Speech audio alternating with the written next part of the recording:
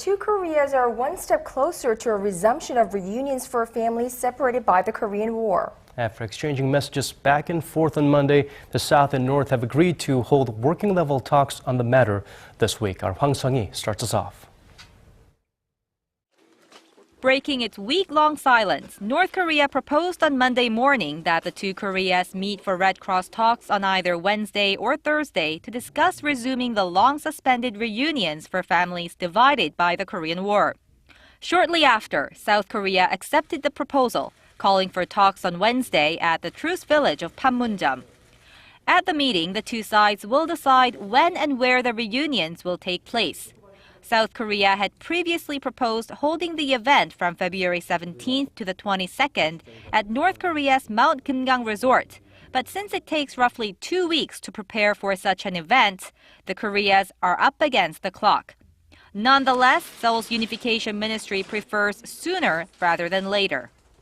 The exact date must be discussed with North Korea, the working-level talks, but the South Korean government will try to have the family reunions held as soon as possible, considering the urgency of the matter. The upcoming joint military exercises between South Korea and the United States, scheduled to begin late this month, could also push back the reunions. Seoul and Washington say the annual drills involving thousands of troops are purely defensive in nature, but Pyongyang views them as a war game.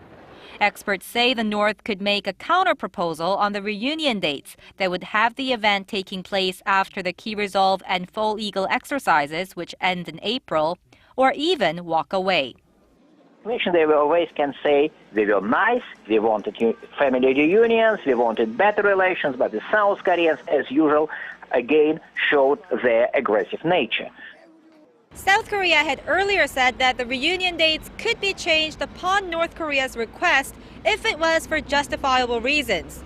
But because North Korea has a history of walking out of its agreements, the elderly family members waiting to reunite for the first time in more than 6 decades will likely have their fingers crossed until the day they see their loved ones again.